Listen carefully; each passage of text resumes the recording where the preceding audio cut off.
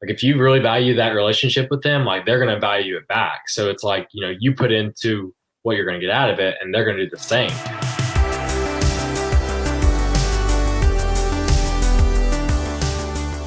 Hey, how's it going, everybody? Portable Trevor here, and today we have a very special guest. And normally I talk about filmmakers and creative people on here, but today I have an athlete, which is much different.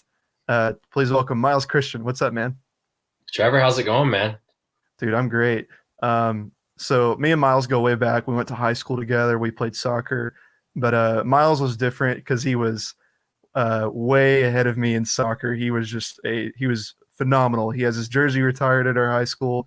He also played like basketball, and you played football too Yeah, I kicked for the in high football. school. Yeah. Yeah, that's rad. And Yeah. we're gonna hear about his story today and all that he's done. But currently, Miles, like you're the head coach for the boys team at Cleveland High School from our hometown. Yes, Or what head was coach. that? Yeah, head coach for the men's and women's team. So Yeah, I don't want people to forget about the girls because ever since I took the boys job, they already feel slighted a little bit because I'm with the boys. yeah. I forgot to post about that. I'm sorry. Yeah, and that's not an issue at all. They'll be all right. Mhm. They'll be cool. Yeah. But yeah, man, what's that like? What's being a head coach at such a young age? Like you're only 26, right? 25. I turned Yeah. 26 in like 2, 3 weeks. So Nice, dude. Happy yeah, early birthday. thank you. Being a head coach it's a lot of fun. I've experienced the assistant role too, being on the guy side for a couple of years, but I'm more familiar with, I guess, the head coach because when I got hired on at Cleveland, I was coming straight out of college, coming from Bryan College where I had played soccer, and I really didn't have a ton of experience. I had a very, very strong playing background, and at the time, in that spring, I got the job in July of 2016. And during that spring, I had been helping out at Bryan as just kind of as a student assistant, and had been working in our rec programs here at the Greater Cleveland Soccer Complex with a couple different people, and just starting to really make connections and starting to get my feet wet in the coaching world. But really, like as soon as I got the job at Cleveland, it was just I was being thrown into the fire a little bit, just because I didn't really have a lot of experience, and obviously I knew the game, but coaching is so much different than playing. So that was interesting, but it's really fun. It's very rewarding. It's very challenging at times, especially in the high school world, because you never really know what you're going to get out of your high school athletes. Some days it's good, some days it's bad. You've got kids that are there to play for fun. You've got kids that are there to, try to obtain a college scholarship. Whatever their reason is, they're all different. It's not like the college environment where they're all there. They're all there on scholarship and trying to play at a high level. Whereas high school, it's a mix of people, I've got kids that I've openly asked, like, hey, do you want to play in college? They're like, no, I just want to go to school. And that's totally cool. And that's totally fine. Not every player wants to go and play in college because it's just a commitment. So being a head coach, it's a lot of fun. I really enjoy it. It's nice because now being both the head coach for the men's and women's team, I have control of entire Cleveland soccer. Cleveland soccer is me. I'm the face of it. So, whatever I want to do, I can do. So it's nice to have so many choices. And like if I want to put up a sign because there's like a really cool motivational speech I saw, like if I want to hang it in the locker room, I'm just like, hey, I'm going to do this. I'm going to hang it, and I can make it my own. So that's cool. But the most rewarding part and the coolest part is the relationships I have with my players. I mean, they're just so much fun. The boys are. Hey, Miles, real quick, can you turn off your notifications? They're like piercing my ear. Yeah. Sorry, that You're all happened good, man. twice, and I apologize because I was trying to pull up the stream uh, in my messages, but I couldn't get them to go off. So let me see. Where is the easiest place? I'm not technology savvy. Where should I go? I got a MacBook. Let's Um, see. Probably let's see if you go to your settings. I think there's a notifications tab thing. Yeah, yes, click on your settings and notification. where is it? Let's see here. This is the content you guys signed up for. Yeah. Playing tech support with Miles. Sorry, all your followers. Yeah, Notification. you can go on Do Not Disturb for now. Okay. Do not disturb. Can I put that on forever? Because I don't want to be disturbed. Yes, you got to stay focused. Yeah, I know. Let's see here, 6 p.m. Bang. Okay. So let's see here. I think I've got it on Do Not Disturb currently. Cool. But yeah, man. So what is up your ears again? Sorry. Oh, you're good, man. Yeah, just like a couple times, I was like, "Oh my god." Yeah. So, what is the job of a coach? Because I think a lot of people don't really understand what a coach does. Because, like, if you think like professionally, like I've heard some people say, like, "Why is there even a coach? Like, these guys are professionals. They don't really need anyone to lead them. They just kind of play the game." But at a high school level, you're not really babysitting either, or like taking control. So, what exactly is the job of a coach? Yeah. So 90% of coaching isn't even on the field, which is crazy because, you as the spectator just see the coach, on the sideline directing players, telling them what to do. Whereas especially in the high school world, there's so much more that goes into it. The first thing I quickly realized is that, you have a support system in your administration and other teachers at the high school, but a lot of it is you are on your own. So fundraising, I have to do all fundraising for the program. Scheduling, I'm in charge of that. Filling out field trip forms to go to games, I'm in charge of that. So all the little managerial things that they have people doing at the professional level and even at the college level, so that way the head coach can just focus on coaching, I have to do.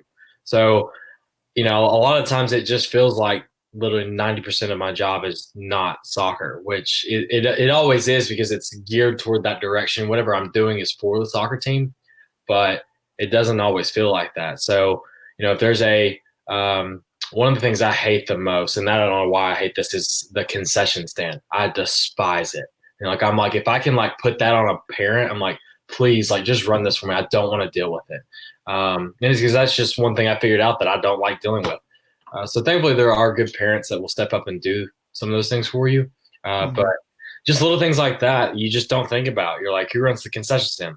That's me. I have to organize that. So a lot of it is dealing with managerial things. A lot of it is relationship building, getting these players to buy into, what you're selling them a little bit, getting them to trust you, getting them to understand that you do actually care about them. Because there are a lot of coaches out there that are just in it just to win games. And I feel like those coaches aren't the most successful ones. And the coaches that get it understand that it's most importantly about the kids and it's about the playing. So, it's a lot of non-soccer things. And then, obviously you have practice and you have planning your sessions and then you have, playing in the games. But in soccer, you don't really coach a lot during the game. It's a sport that's not like, basketball or football that's every single play's often controlled. Soccer, it's a lot of free play. It's a lot of decision-making. It's a lot of, you set up tactically how you're going to go at teams, but there's a lot of trust in the players. So even during game days, I'm not doing a ton of coaching. That comes during practice. So there's a lot of different things, just apart from being on the sideline and looking cool in my little Under Armour T-shirts and quarter zips I have. So other than that, it's a lot of just non-soccer things that you would just never even think about, especially at the high school realm, is dealing with parents. That's Oh man. sometimes that is interesting. I've not had too many conflicts. I could probably think of 2 or 3 that I've encountered. But yeah, grades, dealing with players' grades. That's another one. So it's like, at the high school level, you just have to do pretty much everything, which is okay. Is that hard to tell a kid if they're failing to be like, hey man, you're not going to play? No, it's not hard for me at all because I have a grade policy. So one thing we implemented with the boys team this past season, as soon as the head coach stepped down and I took over, this is the first thing I wanted to address because we have so many players and we have so many talented players that, it came a time where it was like, Easter of last season, we suspended 11 players after Easter break for grade issues. And Jeez. and I was just like, why are we dealing with this? Like we are such a talented team and such a talented program that so we don't need to be dealing with this. So I went in and I told the guys, I said, look, I said, if you all want to be great, it's got to start in the classroom. So I told them that, uh, if you fail a class in the first semester, you're sitting 3 games guaranteed. Count on it. And so basically that wipes away their preseason because we have about 4 preseason games for varsity, 3 for JV. So if a JV kid failed a class from the first semester, they had to sit all 3 JV or preseason games. Just part of it, like make good, not even make good grades, but just pass classes, just pay attention, So I put it on them, because it's their grades. And I tell them, one of the first things I tell them in the locker room is like, look, none of you are going pro. I tell them that, it's like if you were pro, you'd be in an academy somewhere. You'd be signed already. Like you're not. Like, sorry, I hate to break it to you. You live in Cleveland, Tennessee. You're not going pro. And if you do, prove me wrong. I'd be the first one to congratulate you and support you. But these kids aren't going pro. So like, what's really the most important thing? Their grades. Getting a good GPA, so that way, if they do sign a scholarship, the GPA will help them, and maybe they can get some academic money and get their school paid for. You So, took grades really seriously when you were in high school and college, didn't you? mm-hmm. Yeah, I'm just a natural, like growing up, my parents were super hard on me with grades, especially. It was, yeah, obviously I had to have all A's for me. And then a B, A's and B's. A B if it was like a harder class, they kind of understood, but like C's were not okay.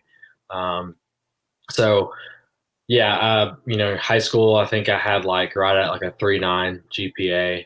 My ACT score wasn't great. It still kind of pisses me off to this day. I left with like a 22. I took it 6 times, and that was the highest I got. And it just still like frustrates me because like I graduated college with a 3.58, and one of the deals at Bryan was if you graduated from Bryan with over a 3.5 and you attended school on site there, they would pay for your master's degree. So like I got my master's degree paid for because of my grades. So I always go back to the ACT and I'm like, you know what? Like, screw you, ACT. I didn't need you to begin with. Like, I can do this on my own. And I just figured out that I was a slow test taker too. Teachers are cool, like, especially at college. Like, they'll give you time to work on stuff if you ask for it. So I just figured out that I was just thorough with my test. And, if you gave me as much time as you want on the ACT, I could at least make a 30 for sure. But Nice. grades are super. Yeah, I did not do well in the ACT either. I don't even think I barely even made a 20, if anything. And it's just shows you how quick of a test taker you are. Like, yeah, obviously it's measuring how smart you are, but like it really, like if you can read fast and you can process things quick, great. But you get to college and they're like, oh, they're not going to give you time to do this. I'm like, yeah, they are. Like they're human beings. I get it. So, yeah, did college and like just like work outside of athletics, did that ever get in the way of you performing well at all? as in, did my schoolwork kind of get in the way of like performing well on the soccer field? Yeah, did it ever like bog you down? Like, were you ever like playing a game like thinking, oh man, I can't, I'm not gonna have time to study for this test, or I'm not gonna have time to do my homework? Did that ever get to you? No, not really. Not in college. One thing that I kind of figured out early was kind of how to prioritize things and time management. Learned that very quickly. But then again, I was an education major, so it's not like I was studying late for biology. Biology is a hard class. But one thing I really did during my time at Bryan was I took certain classes during certain semesters. So like one of my hardest semesters was the spring of my sophomore year. I took like 19 hours, and in those 19 hours, one of them was biology. So it's obviously it's a 4-hour class. You've got a lab. It's just hard because biology is not easy in college. But I took that not during soccer season. So I kind of knew if a class was harder, I was going to take it not during the fall. And, I took summer school, so I was able to kind of take less hours during the semesters when I was at Bryan, just because it helped me, just enjoy things a little bit more. I never, there were a couple times where I had to study on the bus, after games or before games, but a lot of it was, papers, just writing a ton of papers. But I just kind of figured out early how to, prioritize and use time management. And, it was helpful that I had friends that cared about their grades too. But I don't really ever remember, especially at Bryan, being bogged down. Obviously, every college kid runs into the finals at the end of the week. You've got like 4 or 5 papers due. You got 3 tests. I mean, I dealt with that, but not during season to where it was like, oh man, this is, not this is making me not perform at the level I want to perform at. And a lot of times, if it came to that, I just kind of push schoolwork to the side, and the soccer kind of became the priority, which isn't always the right thing to do, but that's just how I was. So I have this one distinct memory of you whenever we were playing soccer. It was whenever we were like we were going to practice one day, and we were all like getting our stuff on, getting all our gear on. And I remember you like walked in and you were just like so pissed at this like one test or something like that. And you were like, I didn't come here to study. I came here to play sports. You were just so mad. And then you just like, you played your butt off on the soccer field and just like let off all that steam. I was like, man, what a guy. That sounds about right. Like saying, it's probably a little bit more explicit to what I said as well. But I just, that kind of stuff is just fuel of the fire. Like I've talked about that with you about what fuels your fire, like that kind of stuff, like pissing me off in the classroom. You know what? Like, God, I got a 90 on the test. I wanted a 93. I wanted an A. Like, this is going to piss me off. That kind of stuff helps me. Just kind of makes me mad. Not really makes me mad, but irritates me enough to like, let off that steam in a positive way. So, yeah. And we had a lot of good times at Bradley. Like, I mean, obviously, you got your jersey retired. It's right over your shoulder in your shot. And like you had a crazy time in high school. Can you tell me about tell me about how that was and what made you want to like rise above everyone else on the field? So I got to Bradley in the fall of 2008. That was our first semester because we were the same grade. And then our first year was 2009, the spring of 2009. But did you play soccer that year? Did you play in 2009? I played. I started my sophomore year. Okay, so you started a little late.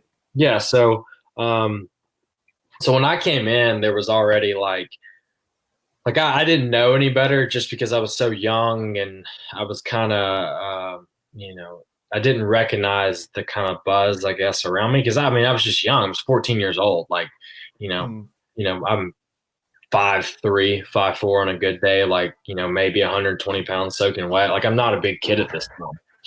But I had the technical and the ability and the skills to kind of, be above some other players. So when I came in my freshman year, I just was like, I knew I was good enough to play varsity. I wanted to play varsity.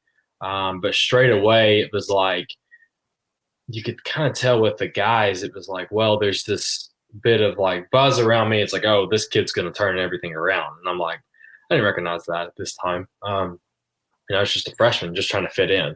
And so I remember being it was a rainy day. So we were inside and it was before a play day.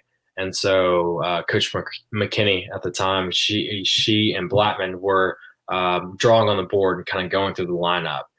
And I think we were playing a 4-4-2, I think. And immediately, like, she puts me in center mid, right in the middle of, the lineup. And around me is several seniors. And I came in and took people's spots. So in a way, it was like you had these guys that appreciated me and like wanted to kind of,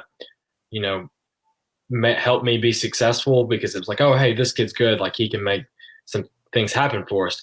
But then there were some other kids that were like, kind of didn't like me in a way because it was like, well, I've come in, I'm this little pipsqueak of a kid. The coaches already kind of favor me in a way, and I've taken your spot, uh, so that freshman year was interesting, and I played like multiple different positions. I started in center mid, and then they moved me to center back, which I wasn't happy about, because I felt that I was too good offensively, um, to be in the back, and kind of the reasoning behind it I didn't like. After talking to the coach and everything, and just wasn't a fan of the reasoning behind it. But I did what I needed to. I played in the back, and then kind of eventually made my way up forward. Um, that year, and played some more center mid. But that first year, I only had like, because the majority of my games I was playing center back, so playing defense, you're not scoring a lot. So Mm. I think I had like 4 goals and like 2 assists. Well, then that next year I come back. It's my sophomore year. I guess that's when you started playing, and I'd already kind of solidified myself in that lineup. And I was obviously, I'm like, I want to be attacking. I want to be an attacking player. I do not want to play in the back. I'm not going to, and at that time I was very keen on like, I am not playing in the back. That's not what I'm going to do. And, it carried over into my club season that fall because I was playing on a U18 team, and I was only 15 at the time. And I was wanting to play center mid. I was kind of wanting to play like an attacking mid role and just be creative and, score goals. That's what I wanted to do. And, my club coach put me in the back because that's where they needed me. So that whole club season, I ended up having to play in the back as well, playing center back. And, in long term, and then I'll get into this later, like it prepared me for my roles at Bryan, and I'll talk more about that here shortly. But Yeah, totally. yeah. So played, my sophomore year, I start to kind of find my way. I grew a bit, wasn't still tall. I mean, I'm probably my sophomore year, I'm still probably like 5'5", like not big, maybe like 130 pounds, like that 130 is probably generous too. But, I've been working out with the basketball team a little bit. So I was starting to grow and kind of come into my own. And that season I scored like 9 goals. I don't even know how many assists I think it was like 4. So kind of playing more, and it's more an attacking role, being, just,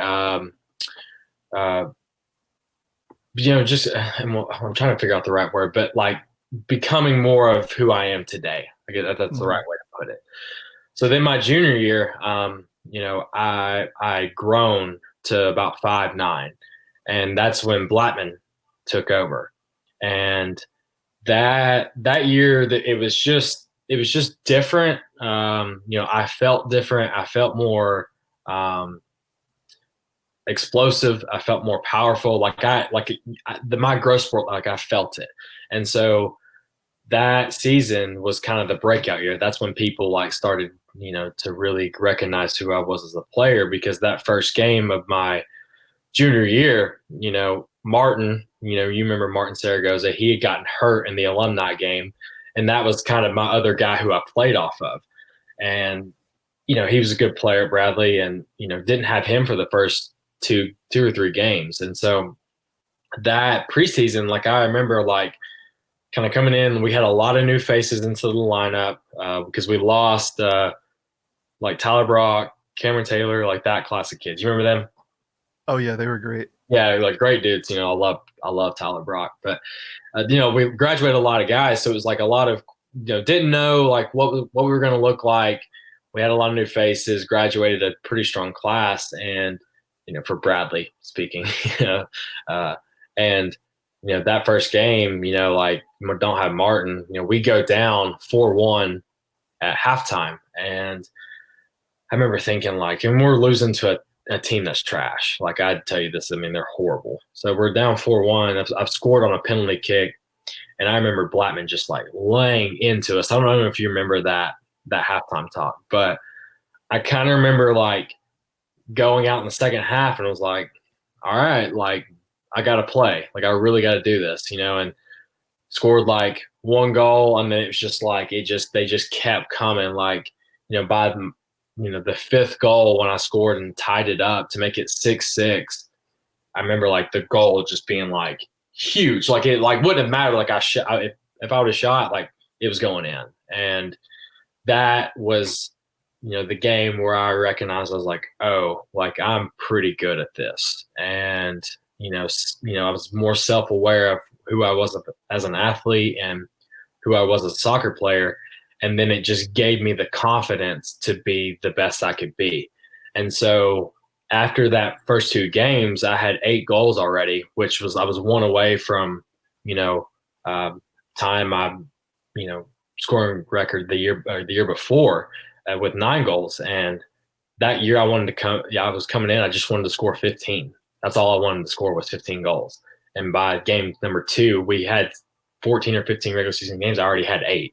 And so I was like, okay, I need to readjust this. But just that feeling of always scoring, I tell it to my players all the time, like, do you not want to be on the front page of the paper? Because me, I love it. Like, I love picking up the paper and recognize, like, hey, Christian scores, header or whatever it is. Like, I love it. And not that I'm like sitting here like reaching for attention, but that goes out in the community. It's just cool to see your name on the front page of the paper. And so that year it was like just the confidence it gave me, throughout the years, just goal after goal after goal. And then, we go in and, we're playing Cleveland at home for the first time, and they had just graduated a bunch of players. They were still good, but there was always that kind of like, oh, it's Bradley, like their soccer team's not any good. And that year we beat them 1-0, just defensively anchored down, did what we need to. And then I was fortunate enough to score in the 75th minute to win it for us. And just that feeling of, scoring and beating teams we shouldn't beat, it just made me hungrier and hungrier. So by the time my senior year came around, people, recognized who I was. So it became harder for me to score. But I went into that season wanting to score 30 goals. That was my mark. That was my goal. And I know, not many kids would ever go in and say, all right, I'm going to score 30 in the year. I mean, that's, probably for most schools, that's probably their school record. But that was what I wanted to do. I was like, I'm getting to 30. And by the time my senior year left, I scored 33 that season, and probably should have scored more. I felt like there were so many things that I could have done looking back on it to have scored more, just understanding the game better. But, I just was so hungry and was willing to do whatever it took to be the best, because that's what I wanted to be. And just that. So what did that transformation look like for you in your head whenever you were like, I need to rise above, and like I need to help out my team and for the betterment of my team? And second of all, like what does like self-awareness look like, and why do you think that's important to have that as an athlete? So the first question, a lot of it, me being great derived from, I am definitely 100% a team player, 100%. I played pickup basketball today with my friends, and there were 4 dudes on the court that were way better than me. And on my team alone, there were 2 that could just score. Like, one guy played at Maryville College. The other was, just an elite high school athlete. And, he's a quarterback in college right now. But my role was like, I'm just going to guard Bryce, my best friend, and just guard him. Like that was my role. I'm just going to be defender this entire time and run around and try to make him tired. But my role on that Bradley team is like, hey, if you want to win, you're going to have to score goals. And I just figured that out during my junior year, because it was like, if it wasn't coming from me and Martin, who was it going to come from? And talking to Blackman, it was like, there just weren't a lot of other options. And so, not that that's not trying to slight those other guys, but it's just the reality of it. So, I recognized that like I had to rise above, and be better than everybody else so we could win games, because ultimately that's all I wanted to do. I tell teams, or I tell my players all the time, like I would trade, my, all my accolades for, an opportunity to go to the state tournament. Hands down. I would turn in that jersey right now to, if I could go back in time, I would turn that jersey in to Bradley Central and say, if I turn this in and you give me a shot at the state tournament, that's what I want. I would do it 7 days a week, every day. Would never question that, because I just want to win. So you don't play sports to for the individual accomplishments. You play to win. You play to, you know, be happy with your teammates. And I just recognized that was like, if I wanted to do that, I had to work harder than everybody else to ensure that I scored a couple goals to put us in the spot to win the game. Uh, Mhm. and that's just the reality of it. That was my role in my team, and the pickup basketball game for us to win the series today, I had to guard Bryce for 7 games, and that's what I had to do.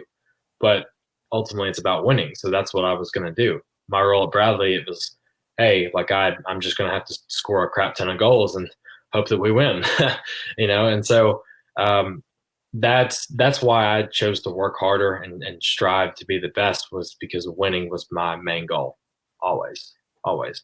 And two, becoming self-aware. It's a lot of people don't uh, probably don't really figure this out until later in life. I feel like that's why so many of us, it's like hard for people our age at 24 and 25. You come out of college and it's like, what do you want to do with your life?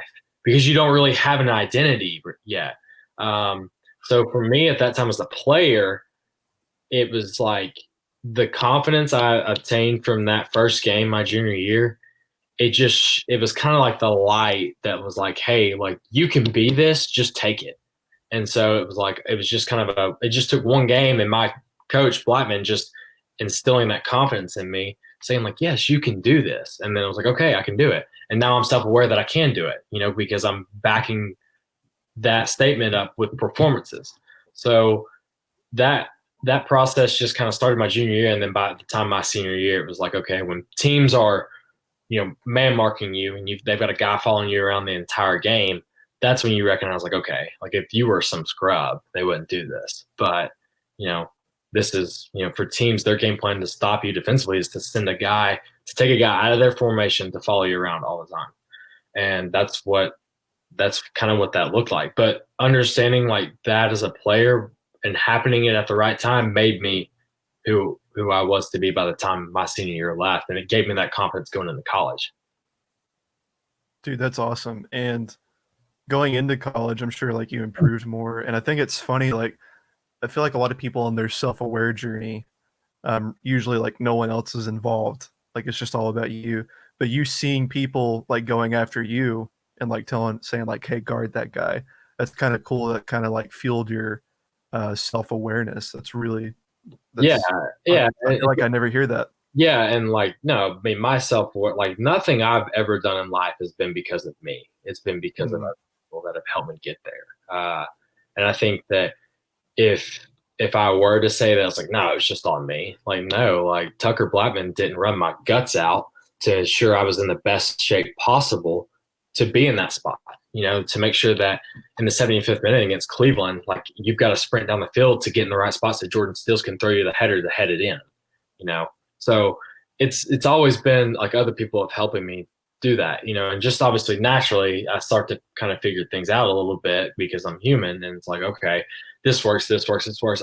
This is who I can be, and I'm blessed with two good parents that have helped me kind of understand that and challenge me to be the best. But I think one thing that's helped me, is always having my eyes set on being the best I can be. So that way, you don't kind of backtrack in a sense and become too arrogant, or, you kind of, your vision becomes cloudy because if you are selfish, but I feel like with me, it's helped having, constant goals and being challenged and being pushed, because it's like, well, no, you're not good enough right now. You got to be better and better and better. So, mm. that's why I constantly throw challenges at myself, especially when it comes to sports and in particular the soccer world. Right. And I'm also making a documentary about Miles right now, and it's been really fascinating to like follow your journey. And I've been trying to find a story, like what is Miles' story? Is it just all of his accolades and everything? But I think the power of your story is two aspects. Like one is your ability to inspire others. Like you're doing incredible in your hometown of Cleveland. Like you're coaching kids and helping them find colleges. You're helping them just in life in general. And two, you just have such an amazing surrounding. Like you've surrounded yourself with good people, good friends, and you have an amazing family. Like they're very supportive of you and what you do. And I just think that's incredible. Like not a lot of people like are quite blessed like you are. And I think that that's just an amazing story on your part. Yeah, I mean, I will sit here and I could talk to you all day about how great my friends and family are because Mhm. if you a lot of people, and especially this is hard for high schoolers to understand. It's like you are, I heard a really good reference one time. If you hang around the garbage can, you might not be garbage, but what do you look like? You know, and so I heard that from another coach, one of my really good friends, and I was like, that makes a lot of sense, because it's like, who you surround yourself with is who you become. So if you surround yourself with losers and people who don't have any drive or don't have any, passion for what they do, or maybe complain a lot. I hate complainers just because you're not working towards a solution. Or, you know, I tell my players all the time, I'm like, I'll give you something to really complain about. Let's go to Africa and see if those kids, just I kind of can be extreme, but like those kids in Africa, like you don't have shoes to play with. Like you guys have got nice cleats. You were playing on a turf field. You've got, you don't. The only thing you had to worry about was showing up on time. Those kids are worrying about where their next meal comes from. So that's a bit extreme, I know, but there are a lot more things in life to complain about. So that's why I don't like complaining because it's just annoying too. But yeah, Yeah, and that's like with me. Like I moved here to Atlanta, and I tell people I live with 5 roommates, and sometimes the first thing people say is like, "Oh man, I bet you guys like party all the time." Like, no, we are very like highly productive people. Like we don't just sit around. Sure, like we have our relaxing days. Like everybody needs those. Like I'm about to watch the new Last Dance documentary right after this and sit yeah, on my couch. me and you both. And yeah. Oh, by the way, that's actually why we usually I do my show at 8, and Miles was like, "Can we do it at 7? I want to watch the MJ documentary tonight." It's so good. I definitely want to talk about that for a quick second. Yeah, But if you hang around with people that are, gonna smoke weed all day, or if you hang around people that just want to chill after they work, or just have no ambition in your life, and that's what you're going to become. right. And so you don't like it wouldn't make any sense for you to hang out with, like filmmakers or anything. You hang out with like people that are athletic and want to like work out and just be better than they were yesterday. Like people Yeah, like Bryce and all sorts of people. yeah, and it's not that like I don't like hanging out with filmmakers because when you came up and like we're documenting, like I've never done anything like this. This is the first time I've ever done a podcast. So like Mhm. it's been cool because it's so different and I'm so curious about, what it is. I mean, like I'm so far from being technologically savvy. Like you had to show me how to turn off on my laptop. Yeah, like I just don't know how to do it because I am, I guess, out there trying to be more hands on with people who I know are productive. Just because I feel like that's how you're going to get better. Like Mhm. I'll compliment Bryce. I mean, he's been there since kind of day one, but dude is, I mean, he is ambitious. I mean, and so that being around him has helped because he's very driven. In school, he was very like, all right, I'm going to get good grades. And so, like, that for me and him, like, we fit well together because it was like I wanted to be good, he wanted to be good. We were always having to guard each other in basketball practice. It was always battles, like, and to this day, like, literally before I got on this podcast, I was playing pickup. And guess who I guarded the entire time? Bryce. Like, it's just, it's just how it is. So, I think, yeah, it's just really important about who you surround yourself with because for me personally, like if I find that you're complaining or you're just doing like hard drugs and that's kind of far, but like not aligning of who I want to be, then I'm not going to hang out with you. And I'll still be your friend, but like, I'm not going to reach out to you and be like, yeah, like let's hang out this weekend. Like, no, like, I'm going to hang out with my people who I really care about and who have invested into me, and they know I'm Mhm. invested in them. Right. And like whenever we were filming, like that was like an important weekend for me. I feel like I grew as a filmmaker. Like I had to learn how to, because I shot with you for a scrimmage, I think it was, Yeah, and it was so bright outside, and my camera, I know you're not a camera guy, but yeah, for so aperture is basically how much light you're letting into your camera, Right. And I was putting it on the highest aperture I possibly could, and it was still way too bright. And Yeah. I was like, I'm gonna have to figure this out. So like I had to like play with my camera and like figure it out. And I also had like Jaren with me, like again, somebody that I love surrounding myself with. Mm-hmm. And also just like watching you and like hanging out with like people that are driven. Like that was an important weekend for me. Just hearing your story and like you've got an inspiring story, dude, whether you realize it or not. And I feel like that helps you like coach better too. Like it seems like your kids really look up to you. Yeah. And if they actually do look up to me, you'd have to ask them. But, yeah, I think that's the biggest part of coaching is, one, can you instill confidence in them? Can you get them to trust you?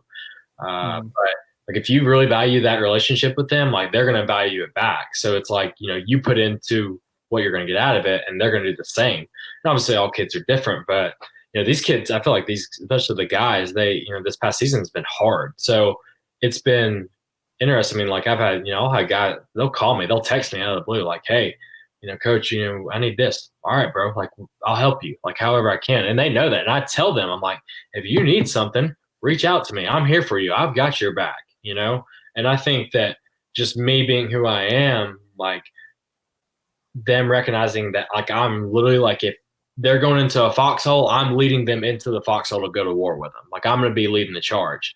I tell them that, I would never make you do something I wouldn't do. So that's why, I jump in fitness sessions with them. Like I'm just there for them. And I think they realize that. So yeah, the coaching is all about the players. And the minute it doesn't become about the players is the minute I need to leave. I feel So like a lot of leadership is not just telling kids what to do or telling anyone what to do. It's also like your showing them. willingness to do it with them. Yeah. Yeah. And that's why, I feel like the day we ran the 5K as a team, I feel like we really took a step as a program because they realized they were like, oh, like he's not one of those coaches that's like, yep, on the line, here's your whistle, they're propped back, like chilling. Like, no, this guy's gonna lead the way. And that's what I did. And not only did, when I ran that 5K with him, I told him, I was like, look, I'm just gonna sit here. I'm a man of my word. I'm not gonna make you do something I would never do. And that's why I'm going to run the 5K with you today. And they were like, oh, let's go, let's go. I'm like, yeah, like, no, let's go. Like, I'm going to try to beat you now. So, like, you got to understand that I'm competitive. I'm not going to let you win.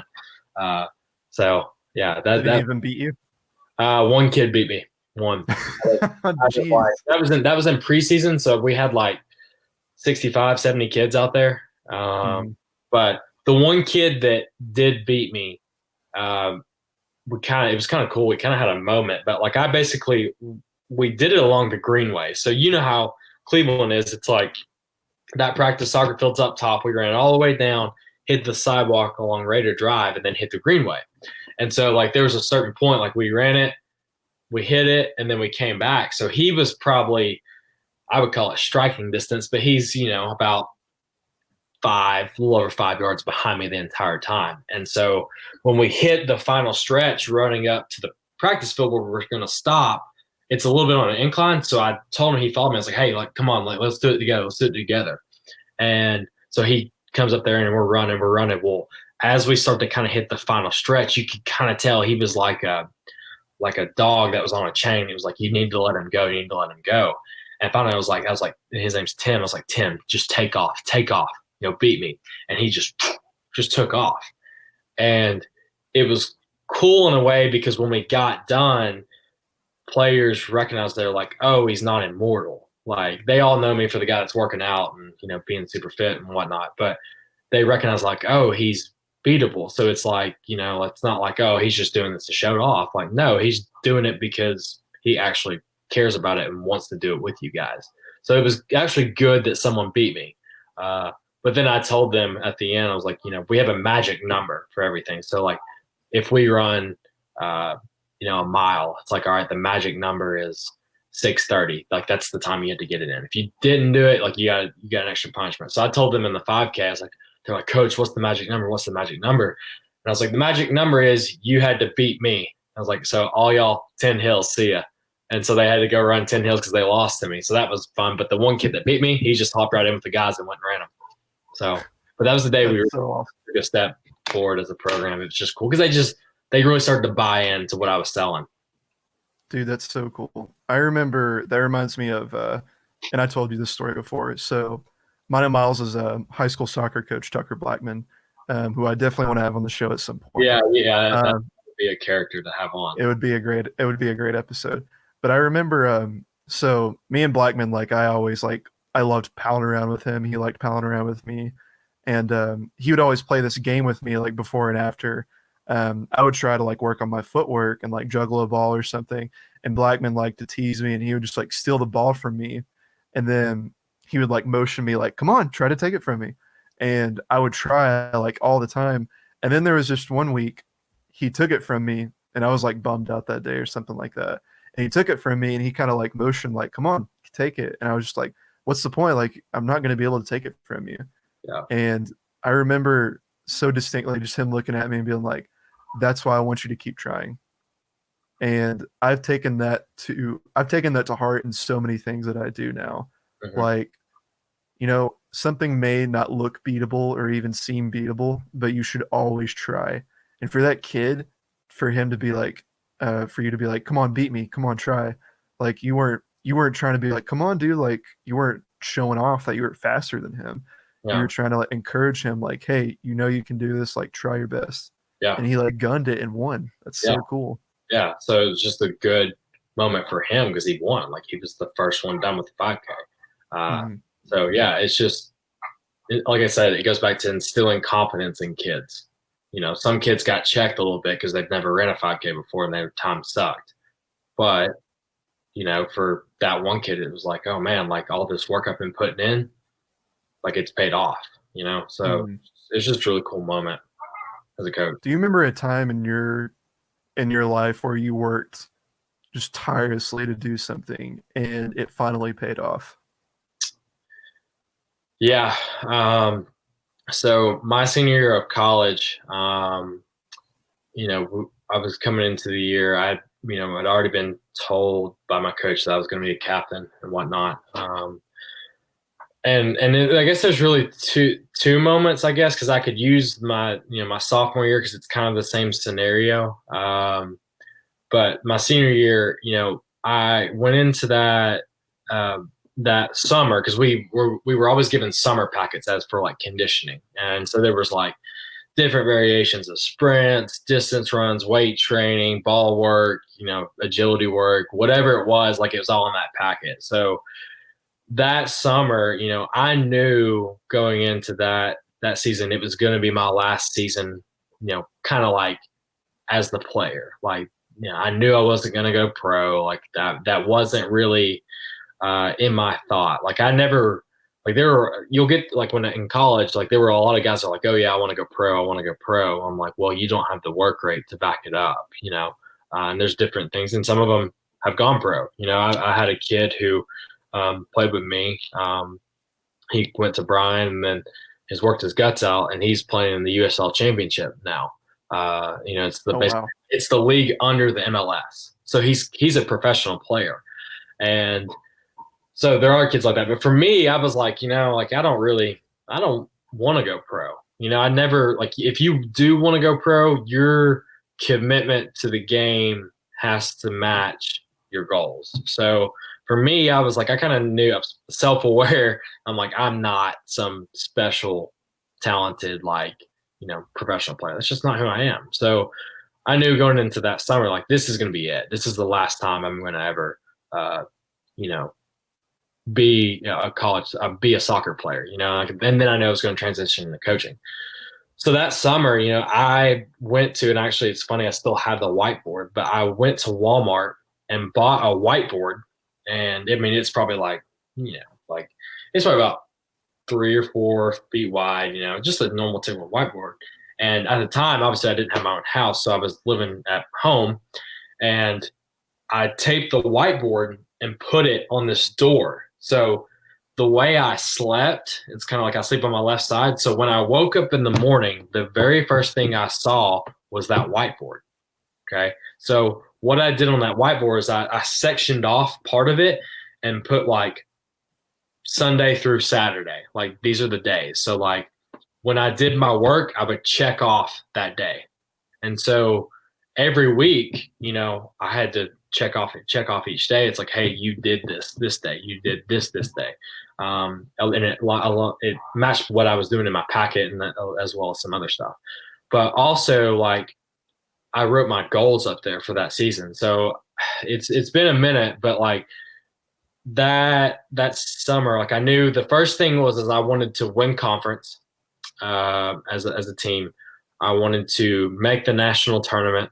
Again, we did that my sophomore year, and it was so cool being a part of that experience.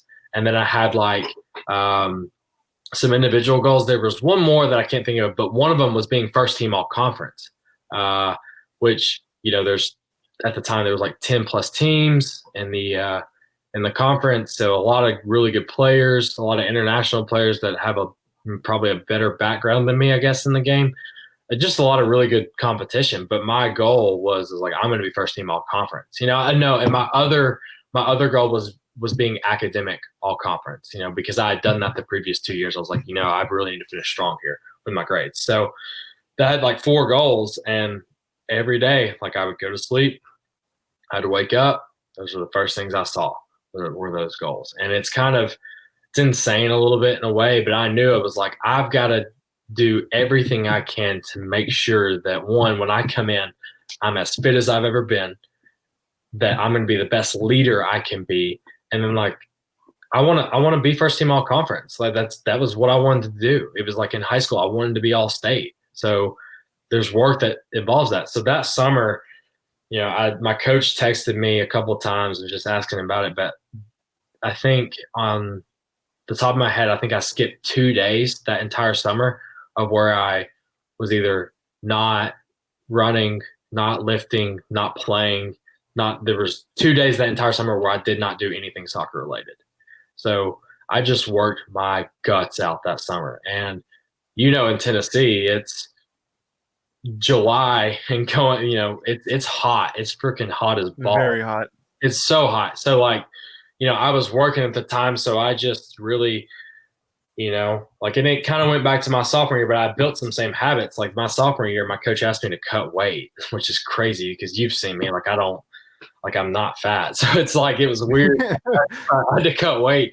But I was just very, very strict on what I ate. I ate at home a lot. I'd make eggs, I'd grill chicken, vegetables, like I didn't eat fast food, didn't drink any soft drinks, just really devoted that summer to being the best I could as a player. And it ended up paying off because we ended up winning the regular season conference, which was good. We ended up getting beat in the conference final, but they had this, like, when the final 4 teams make the way it works is they make the conference semis. They had this like big banquet, and at the time we were the 1 seed, so we hosted.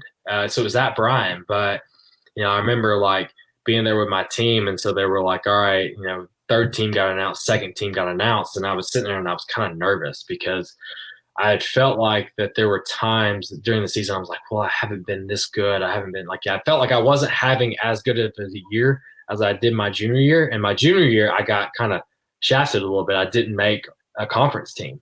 And so it pissed me off in a way because I was like, I had a good year and Jeez. Great. So now it's fuel to the fire. So like my coach knew I wanted to make all conference. So, it helped that we were the 1st seed because the 1st team gets more conference picks and whatnot. But I remember the commissioner of the league, he got up there and he's like, all right, and now for the 1st team of all conference. And I was the very first name that was announced. And so like that, like feeling of like I did this, like this is it. I'm one of the top, because I think there was like, definitely 11, probably 13 or 14, maybe 15 guys most that made 1st team all conference out of 10 teams. So it was like, man, like I did this. And not only did I get to do it, but I did it with my best friend who played with me at Bryan too. So that was a cool experience for us. But I remember taking a picture, and I've got it. It's like, I've only got like 2 things framed, or 3 things framed in my actual, this is my guest bedroom, but my actual room. And one of them is that 1st team all conference, because I just remember, cherishing it so much. And when I got it, I sent a picture to my mom and dad, and I was like, proof that hard work will always pay off. Let's go. And that was, so I sent that to my parents. I was just like so happy because I was like, I worked my tail off for this. And all the summer runs, all the 2-a-days,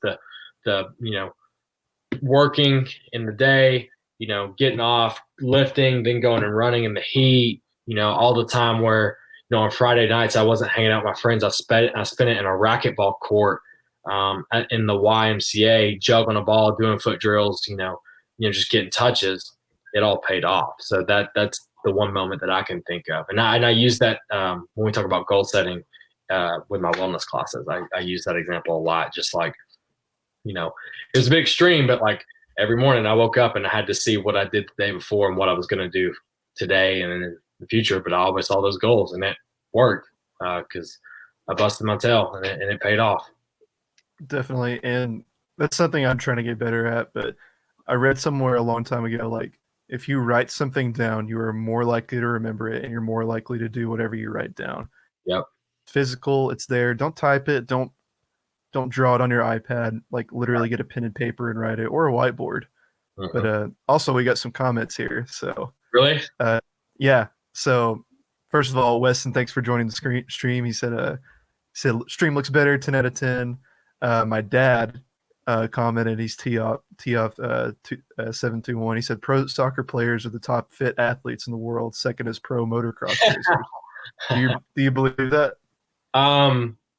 Pro soccer players are the top, the fittest athletes. Yeah, I mean they're up there. I would never. It's a different type of fitness because it's a lot of running and it's a lot of cardiovascular and kind of muscular endurance. Whereas you take like a not a basketball player, but maybe like a football player, like an American football player, because I see the guy says it's called football where I'm from. Yeah, I recognize that. I would call it football too, but we live in the South, and American football is always going to be king down here. There's no changing that.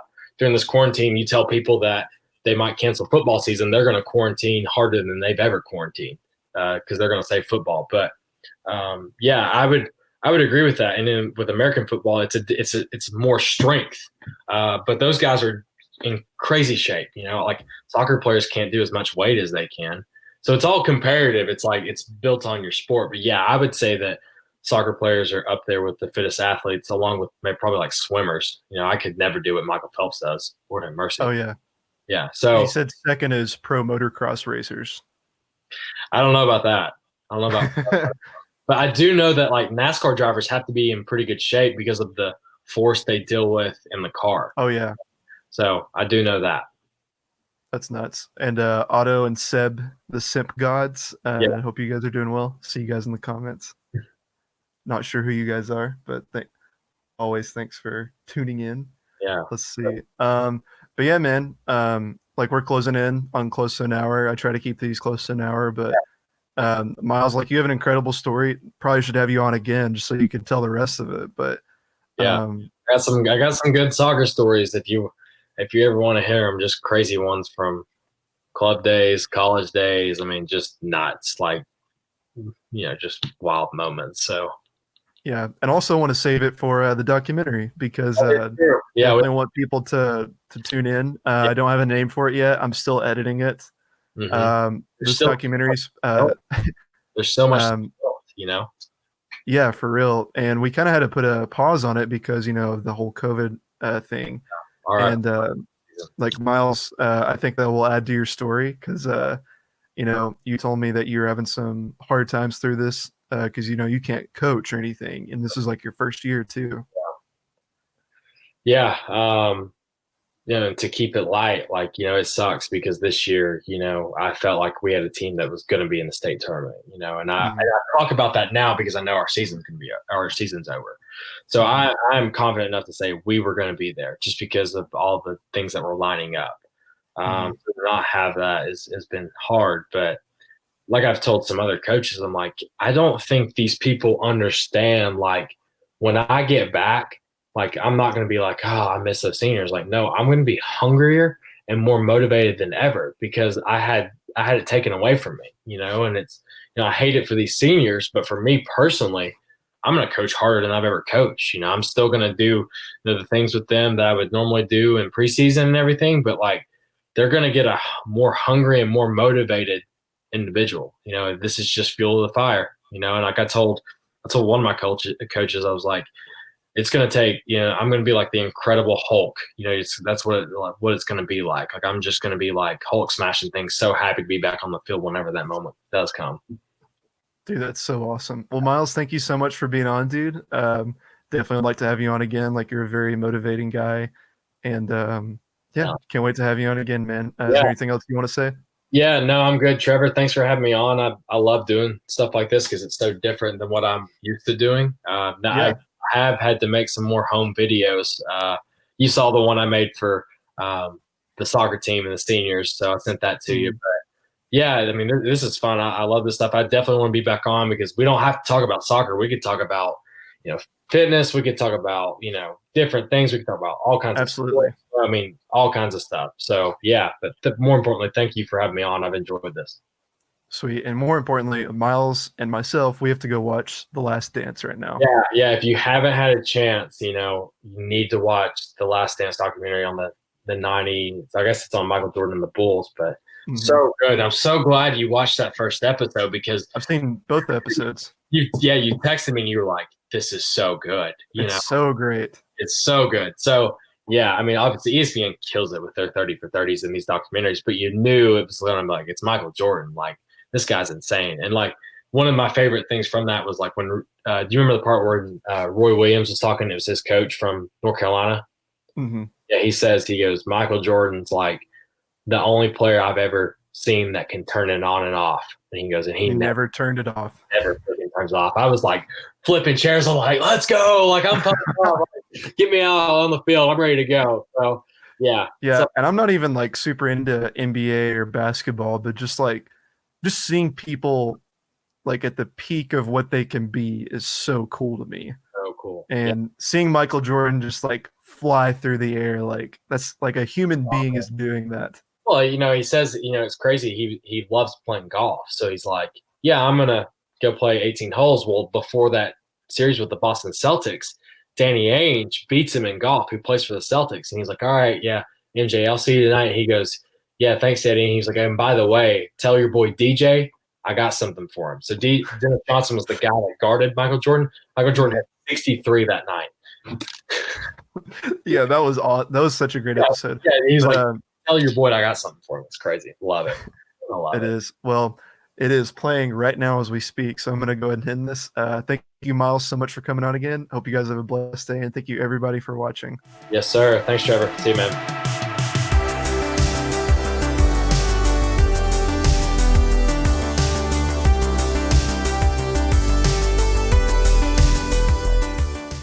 One of the things I hate the most, and I don't know why I hate this, is the concession stand. I despise it.